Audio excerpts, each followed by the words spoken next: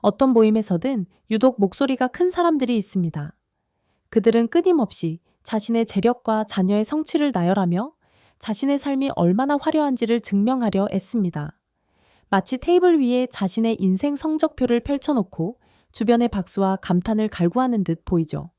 하지만 흥미로운 사실은 정말로 삶이 풍요롭고 단단한 이들은 그런 자리에서 좀처럼 보이지 않는다는 점입니다. 그들은 소란스러운 중심부에서 조용히 빠져나와 있습니다. 가끔 연락을 취해도 요즘 조금 바쁜 일이 있어서요. 라는 정중하고도 짧은 대답만 돌아올 뿐입니다.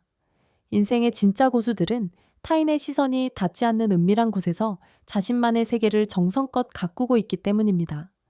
그들이 자취를 감춘 것은 세상을 피하려는 도피가 아닙니다. 타인에게 인정받기 위해 쏟는 에너지가 결국 자신의 영혼을 갉아먹는다는 사실을 누구보다 먼저 깨달았기 때문입니다.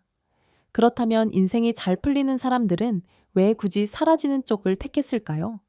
그리고 신기하게도 왜 사라진 사람들이 나중에 더 큰 대접과 존중을 받게 되는 것일까요? 이 비밀을 이해하고 나면 당신 또한 지금 당장 세상의 소음으로부터 숨어버리고 싶어질지도 모릅니다. 첫 번째 비밀은 침묵의 힘에 있습니다.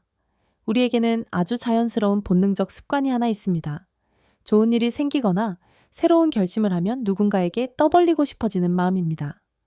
나 이번에 새로운 프로젝트를 시작했어. 오늘부터 본격적으로 운동을 시작했어. 자격증 공부를 위해 학원을 등록했어. 이런 말을 내뱉는 순간 상대방이 정말 대단하다 라고 반응해주면 기분이 짜릿해집니다. 이내 가슴이 뿌듯해지고 당장이라도 무엇이든 해낼 수 있을 것 같은 의지가 샘솟는 기분이 들죠. 하지만 바로 이 지점에 치명적인 함정이 숨어 있습니다.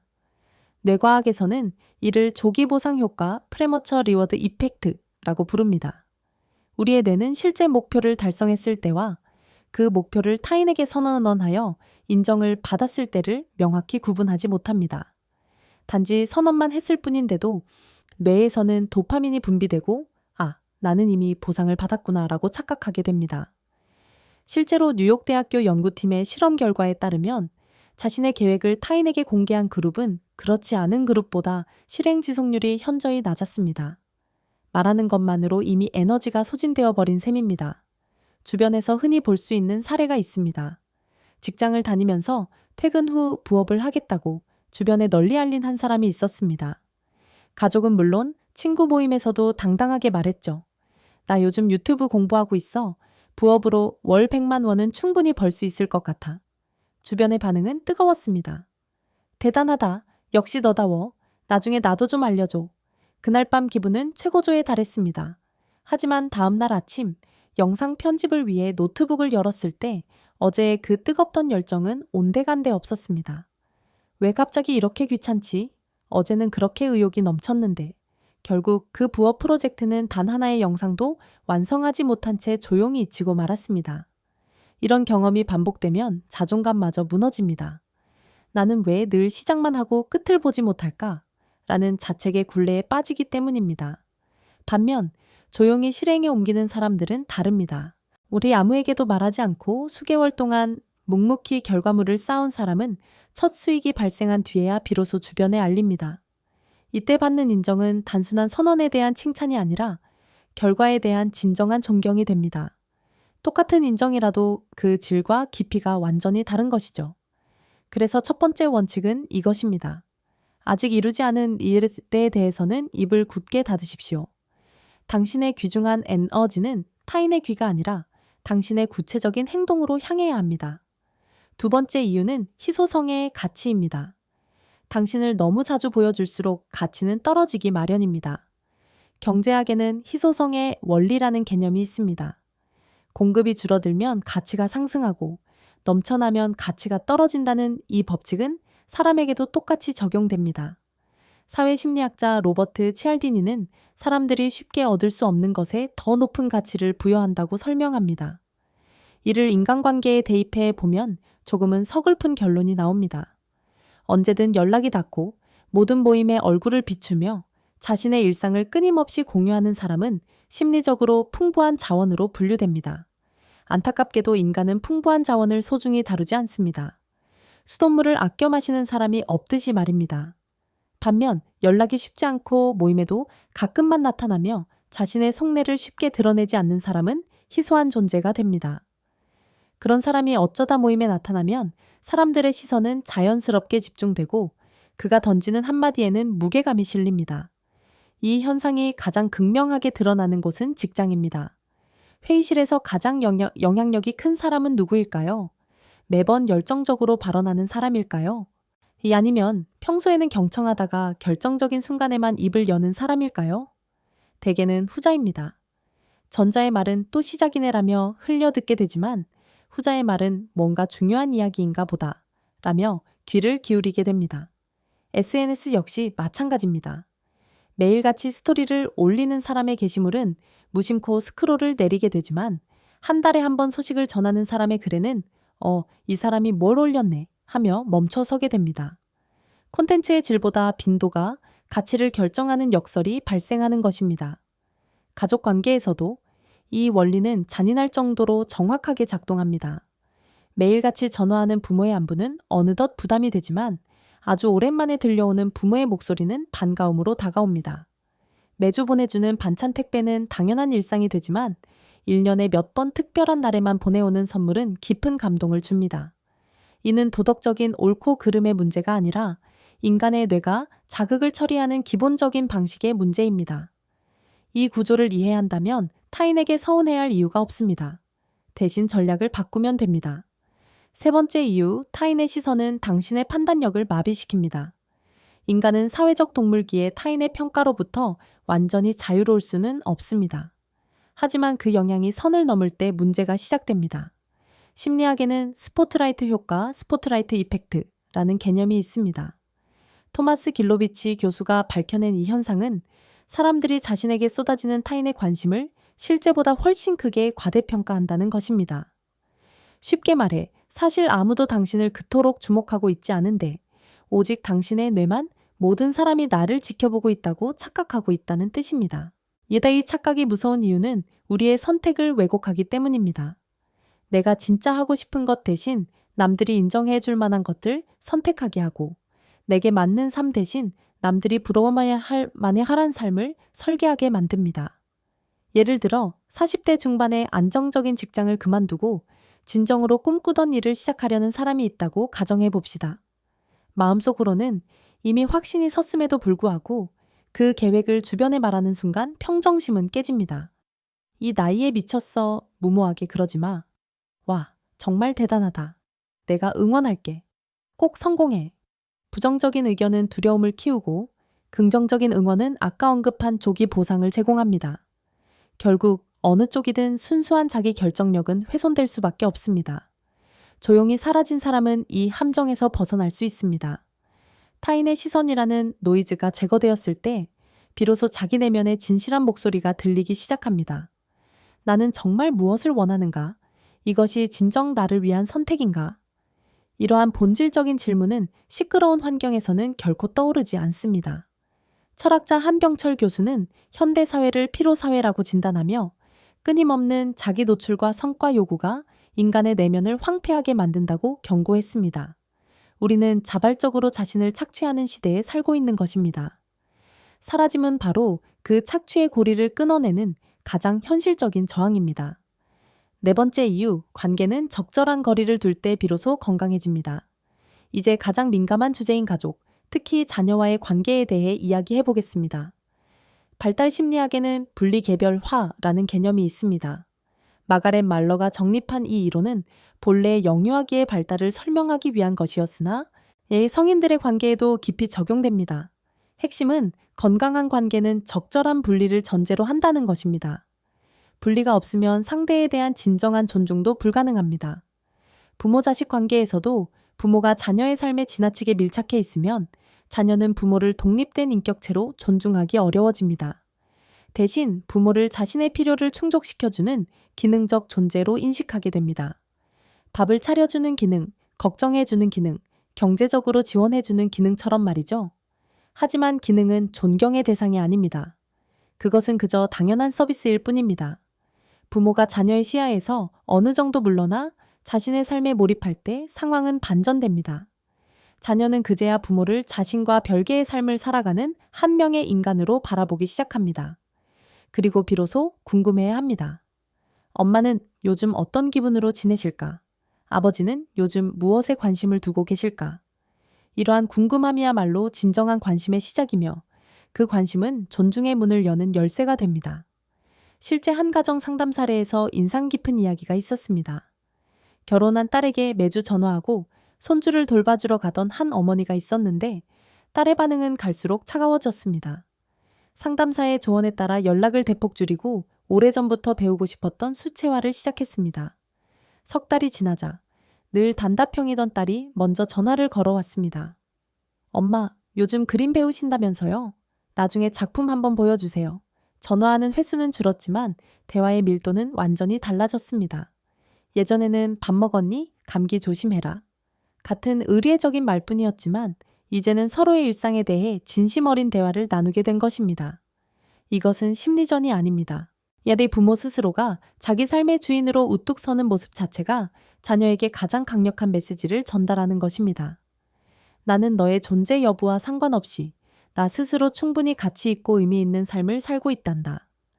이 메시지가 전달되는 순간 자녀는 부모를 의존적인 존재가 아닌 존경할 만한 한 인간으로 재인식하게 됩니다. 정리하자면 우리가 잠시 사라져야 하는 이유는 명확합니다.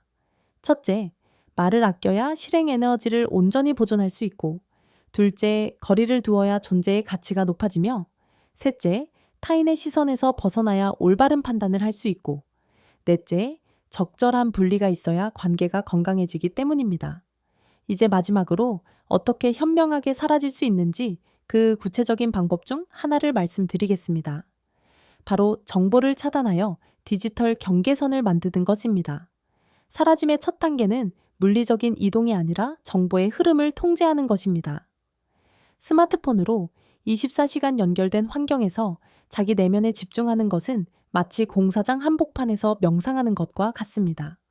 단톡방에 알림을 끄고 SNS 속 타인의 일상을 들여다보는 시간을 줄이는 것만으로도 당신은 이미 생산적인 실종의 첫 발을 뗀 것입니다. 따라서 생산적인 실종을 위해 우리가 가장 먼저 실행해야 할 일은 바로 디지털 경계선을 명확히 설정하는 것입니다. 이것은 단순히 스마트폰을 전원 오프하거나 세상과 담을 쌓으라는 극단적인 의미가 아닙니다. 외부에서 내게로 들어오는 정보의 유입 통로와 나의 사생활이 밖으로 나가는 유출 통로를 의식적으로 통제하고 관리하라는 뜻입니다. 구체적으로는 이렇게 시작해 보시길 권합니다. 첫째, 하루에 딱 2번, 이 정해진 시간에만 메시지를 확인하는 습관을 들이세요. 예를 들어 오전 9시와 저녁 8시처럼 자신만의 골든타임을 정하고 그 외의 시간에는 모든 알림을 꺼두는 것입니다. 처음에는 설명하기 힘든 불안감이 밀려올지도 모릅니다. 혹시라도 지금 당장 확인해야 할 급한 연락이 오면 어쩌지? 하지만 냉정하게 자문해 보십시오. 당신이 받은 수많은 메시지 중 정말로 1분 이내에 즉각 응답하지 않으면 큰일이 날 만큼 긴급한 거니 하루에 몇 개나 되나요? 사실 대부분은 나중에 확인해도 아무런 지장이 없는 것들입니다. 둘째, SNS에 게시물을 올리는 빈도를 의식적으로 줄여보세요. 일상의 소중한 순간마다 반사적으로 스마트폰 카메라를 켜고 업로드 버튼을 누르는 습관이 있다면 그 찰나에 딱 3초만 멈춰서서 스스로에게 물어보십시오. 내가 지금 이 사진을 왜 올리려는 거지? 이건 오롯이 나를 위한 기록인가? 아니면 타인에게 보여주기 위한 전시인가? 이 짧은 질문 하나만으로도 불필요한 자기 노출과 그로 인한 피로감을 절반 이상 줄일 수 있습니다. 셋째, 타인의 정보를 소비하는 시간 자체를 과감하게 삭감하세요. 남들의 화려한 일상을 훔쳐보는 시간이 줄어들면 자연스럽게 남과 나를 비교하며 느끼는 비참함이나 고통도 함께 사라집니다. 실제로 스탠퍼드 대학교의 한 연구 결과에 따르면 SNS 사용 시간을 하루 30분 이하로 제한한 참가자들은 불과 3주 만에 외로움과 우울감이 유의미하게 감소했다고 합니다.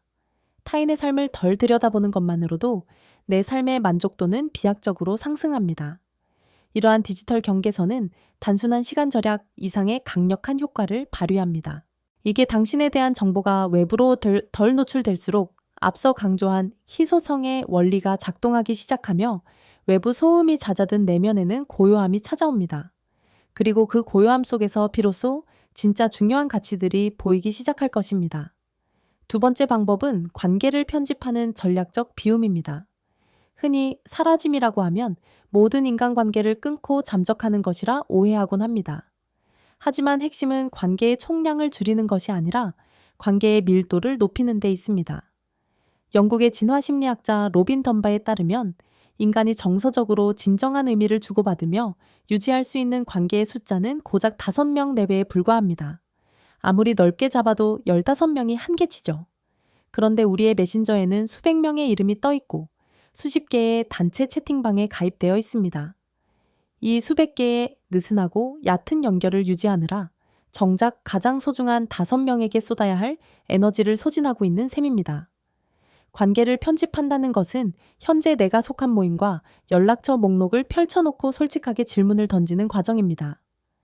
이 관계는 나에게 긍정적인 에너지를 주는가, 아니면 에너지를 앗아가는가? 만약 나를 갉아먹는 관계라면 반드시 서서히 거리를 두어야 합니다. 여기서 핵심은 바로 서서히라는 속도입니다. 갑작스러운 단절은 관계의 파괴를 불러오지만 완만한 사라짐은 관계의 재구성을 가능케 합니다. 방법은 의외로 간단합니다. 모임의 참석 빈도를 줄이십시오. 매주 나가던 곳이라면 격주로 다시 한 달에 한 번으로 줄여가는 겁니다. 이때 구구절절한 변명은 필요 없습니다. 요즘 좀 바빠서요. 이 한마디면 충분합니다. 이유가 길어질수록 당신의 입지는 좁아 보이지만 짧고 정중하게 답한 뒤 미소 지으면 오히려 묘한 무게감이 생깁니다. 그렇게 확보된 빈 시간을 무엇으로 채우느냐가 성패를 결정짓습니다. 관계에서 빠져나온 시간을 멍하니 흘려보내면 공허함만 남지만 그 시간을 자기 투자로 채우면 완전히 다른 차원의 삶이 열립니다. 독서, 운동, 기술 습득 등 무엇이든 좋습니다.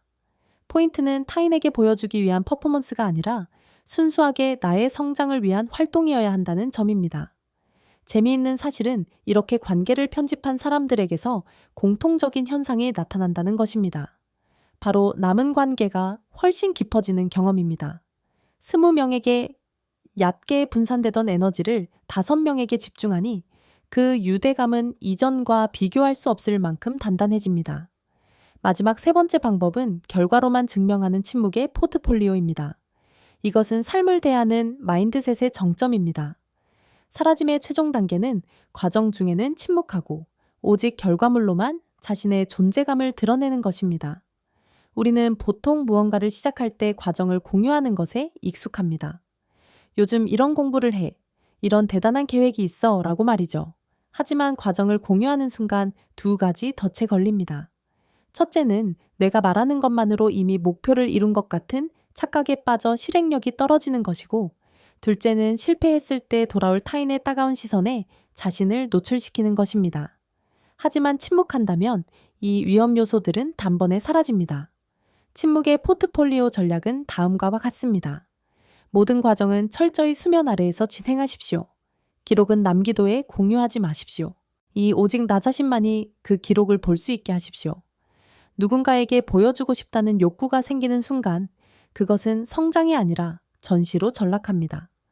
그리고 마침내 결과가 나왔을 때조차 요란하게 자랑하지 마십시오. 그저 당신의 삶에 자연스럽게 스며 나오도록 두십시오. 탄탄해진 몸은 굳이 말하지 않아도 오해태에서 드러납니다. 깊어진 사고는 일상적인 대화의 품격에서 느껴집니다. 경제적 안정은 조급함 없는 여유로운 태도에서 증명됩니다. 주변 사람들은 당신의 변화를 스스로 눈치챌 것입니다. 그리고 스스로 발견한 사실은 누군가가 떠벌린 정보보다 훨씬 더 강력한 각인 효과를 남깁니다. 심리학에서는 이를 자기 발견 효과라 부르는데, 사람들은 남이 준 정보보다 자신이 직접 찾아낸 정보를 더 가치 있게 여기기 때문입니다. 당신이 나 성공했어 라고 말하면 그것은 단순한 소음에 그치지만 상대방이 너 요즘 분위기가 정말 달라졌다 라고 느끼게 만드는 순간 당신의 존재감은 상대의 뇌리에 깊이 박힙니다. 결국 침묵의 포트폴리오란 이 공식을 따르는 것입니다. 과정은 나만 알고 결과는 남이 발견하게 한다. 오늘 우리는 우리가 왜 사라져야 하는지, 그리고 어떻게 현명하게 실종될 수 있는지에 대해 깊이 있게 나누었습니다. 실행력이 무너지는 것을 막기 위해, 희소 가치를 높여 존재감을 세우기 위해, 타인의 시선으로부터 주체성을 지키기 위해, 그리고 소중한 관계를 건강하게 유지하기 위해 우리는 반드시 의도적 고독의 시간을 가져야 합니다. 디지털 경계선으로 정보의 유출입을 관리하십시오. 관계를 편집하여 질적인 성장을 도모하십시오. 침묵 속에서 결과를 빚어내어 당신의 가치를 증명하십시오. 사라진다는 것은 인생을 포기하는 퇴장이 아닙니다. 오히려 더 화려하고 단단한 다음 등장을 위해 무대 뒤에서 자신을 갈고 닦는 치열한 준비 과정입니다. 세상에서 가장 압도적인 존재감은 목소리를 높이는 사람이 아니라 고요함 속에서 자신만의 자리를 묵묵히 다져온 사람에게서 나옵니다. 잘 나가는 것처럼 보이는 삶이 아니라 진짜로 잘 사는 삶을 원하신다면, 그리고 누구에게도 무시당하지 않는 존중받는 삶을 원하신다면 지금 즉시 사라지십시오. 당신이 선택한 그 고독의 시간 속에서 인생의 진정한 깊은 맛을 발견하게 될 것입니다. 오늘 이 이야기를 듣고 여러분의 마음속에 가장 먼저 떠오른 생각은 무엇인가요? 나는 오늘부터 이것 하나만큼은 시작해보겠다 라는 결심을 단 한 줄이라도 댓글로 남겨주십시오. 그 한 줄의 선언이 당신의 진짜 인생을 여는 첫 번째 신호탄이 될 것입니다.